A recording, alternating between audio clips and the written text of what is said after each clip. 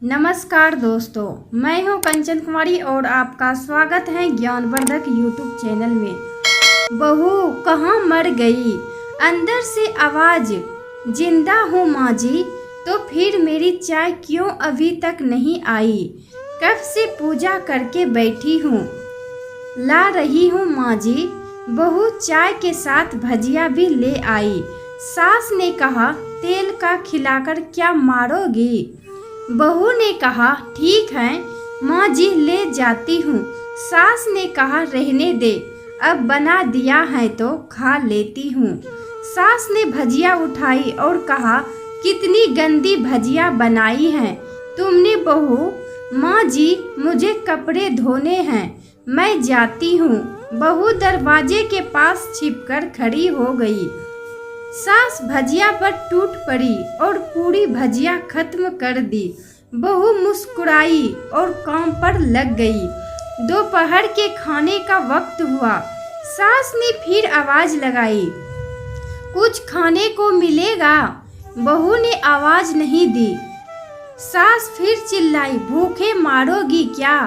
बहू आई, सामने खिचड़ी रख दी। सास गुस्से से, ये क्या है? मुझे इसे नहीं खाना, इसे ले जाओ। बहू ने कहा, आपको डॉक्टर ने दिन में खिचड़ी खाने को कहा है, खाना तो पड़ेगा ही। सास मुंह बनाते हुए, हाँ तू मेरी माँ बन जा। बहू फिर मुस्कुराई और चली गई। आज इनके घर पूजा थी। बहू सुबह 4 बजे से उठ गई। पहले स्नान किया, फिर फूल लाई, माला बनाई, रसोई साफ की, पकवान और भोज बनाया। सुबह के 10 बज गए। अब सास भी उठ चुकी थी। बहू अब पंडित जी के साथ भगवान के वस्त्र तैयार कर रही थी। आज ऑफिस की छुट्टी भी थी। उनके पति भी घर पर थे। पूजा शुरू हुई। सास चिल्लाती, बहू ये नहीं है, वो नहीं है। बहू दौड़ी दौड़ी आती और सब करती।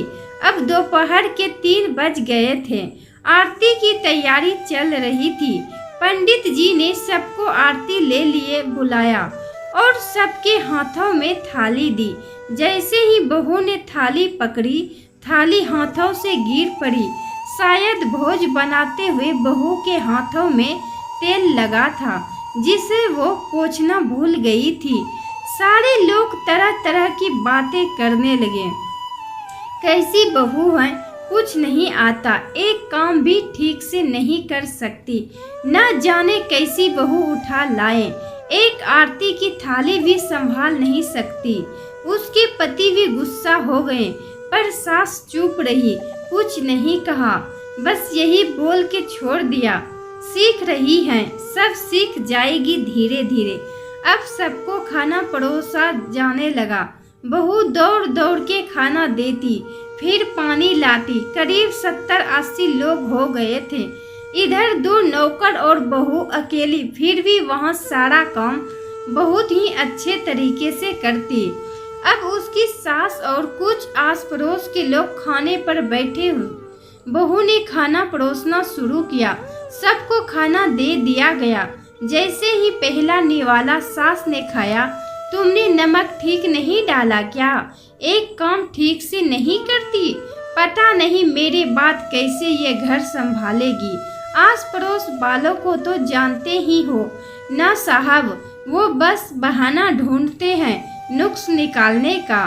फिर वो सब शुरू हो गए, ऐसा खाना है, ऐसी बहू है, ये वो वगैरह वगैरह। दिन का खाना हो चुका था। अब बहू बर्तन साफ करने नौकरों के साथ लग गई। रात में जगराता का कार्यक्रम रखा गया था। बहू ने भी 1-2 गीत गाने के लिए स्टेज पर चढ़ी। सास जोर से चिल्लाई, मेरी नाक मत कटा देना, गाना नहीं आता तो मत गा, वापस आ जा। बहू मुस्कुराई और गाने लगी।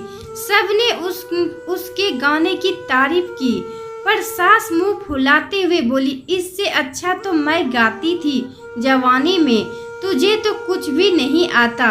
बहू मुस्कुराई और चली गई। अब रात का खाना खिलाया जा रहा था। उसके पति के ऑफिस के दोस्त साइड में ही ड्रिंक करने लगे। उसका पति चिल्लाता थोड़ा बर्फ लाओ, तो सास चिल्लाती यहाँ दाल नहीं है, फिर चिल्लाता कोल्ड ड्रिंक नहीं है, पापड़ ले आओ। इधर उधर आखिर में उसके पति की शराब गिर पड़ी उसके एक दोस्त पर और बोतल टूट गई। पति गुस्से में 2 झापड़ अपनी पत्नी को लगाते हुए कहता है, जाहिल कहीं की, देखकर नहीं कर सकती, तुझे इतना भी काम नहीं आता। सारे लोग देखने लगे। उसकी पत्नी रोते हुए कमरे की तरफ दौड़ी। फिर उसके दोस्तों ने कहा, क्या यार, पूरा मूड खराब कर दिया, यहाँ नहीं बुलाया होता, हम कहीं और पार्टी कर लेते। कैसी अनपढ़ गवार बीवी ला रखी है तूने, उसे तो मेहमानों की इज्जत और काम करना तक नहीं आता, तुमने तो हमारी बेइज्जती कर दी। अब आस पड़ोस की औरतों को और बहाना मिल गया था। वो कहने लगी, देखो क्या कर दिया तुम्हारी बहू ने, कोई काम की नहीं है। मैं तो कहती हूँ अपने बेटे की दूसरी शादी करा दो, छुटकारा पाओ इस गवार से।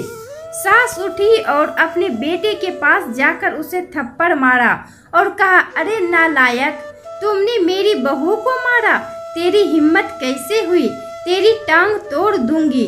उसके बेटे के दोस्त कुछ कहने ही वाले थे कि उसकी माँ ने घूरते हुए कहा, चुप, बिल्कुल चुप, यहाँ दारू पीने आए हो, जबकि पता है आज पूजा है और तुम्हें पार्टी करनी है।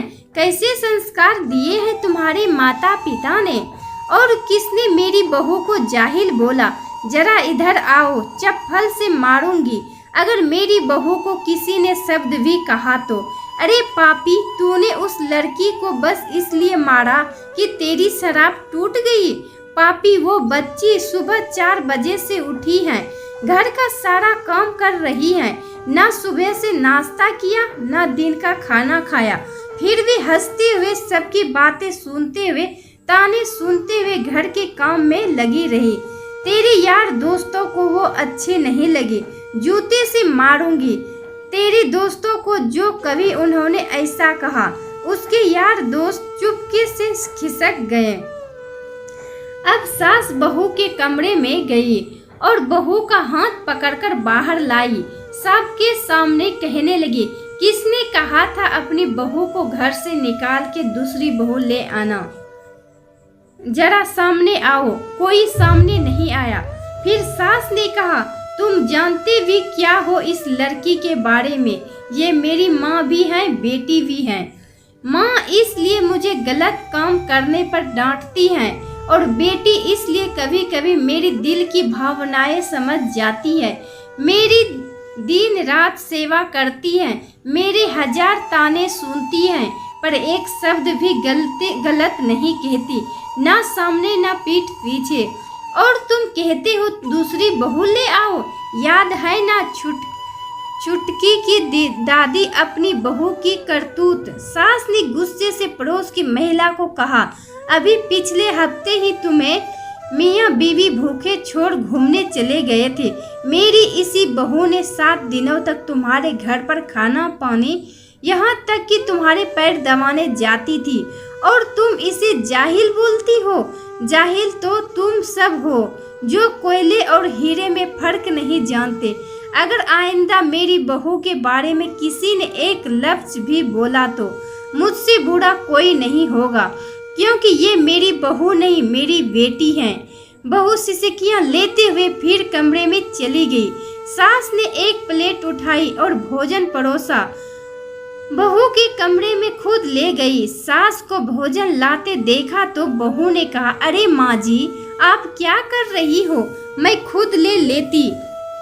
सास ने प्यार से ताना मारते हुए कहा, डर मत, इसमें जहर नहीं है, मार नहीं डालूंगी। तुझे नई सास चाहिए होगी, पर मुझे अभी भी तू ही मेरे घर की बहू चाहिए। बहू ने अपनी सास को रोते हुए गले से लगा लिया। सास भी रो दी पहली बार और कहा, चल खाना खा ले।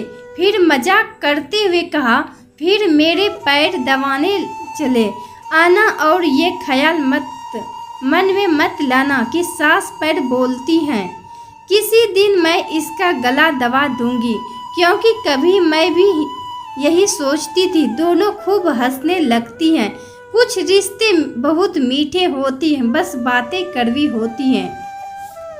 आपको ये कहानी सुनने में कैसा लगा दोस्तों, आप हमें कमेंट बॉक्स में ज़रूर बताएं।